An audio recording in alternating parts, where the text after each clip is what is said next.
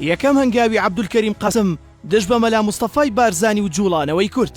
بۆچی عەبدولکەریم قاسم لەسەر بەڵێنەکانی خۆی نەمایەوە؟ مام جەلال لە کتێبی دیداری تەمەندا دەڵێت جیاوازی فکری نێوان کەریم قاسم و پارتی هەر لە یەکەم ڕۆژەوە دیار بوو.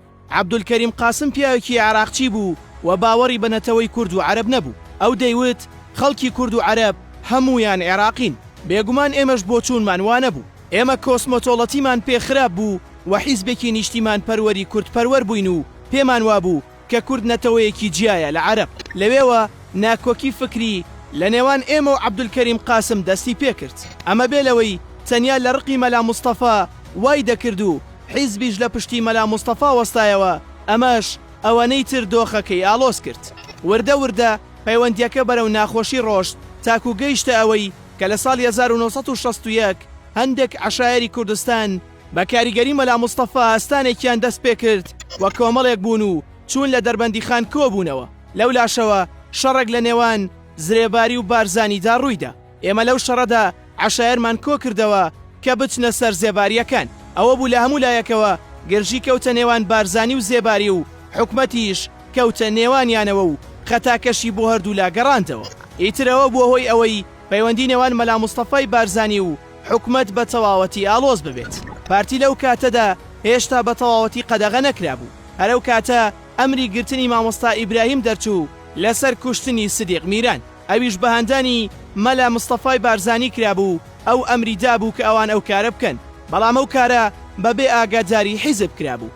حکومەت فەرمانی گرتنی مامۆستا ئیبراهیمی دەرکرد و دواتر کاک عومەر دەبابە و ساڵح یوسفیش گیران. پارتیش ئەو کات بە ئاشکرا و نیمچە ئاشکرا کاری دەکرد و دەجوڵایەوە.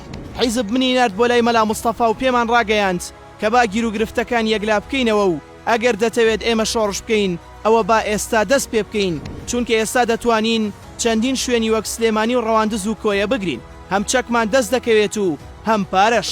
بەڵام مەلا مستەفا وتی نەخێر، ئەم جۆرە کارانە باش نین، لەبری ئەوە با تەلی تەلەفۆن ببڕن و با پرد بتەقێنەوە و ئەو کارانە بکەن تاکو حکومەت ناچار بکەن داوای هاوکاری لە ئێمە بکات بۆ چارەسەرکردنی کێشەکە.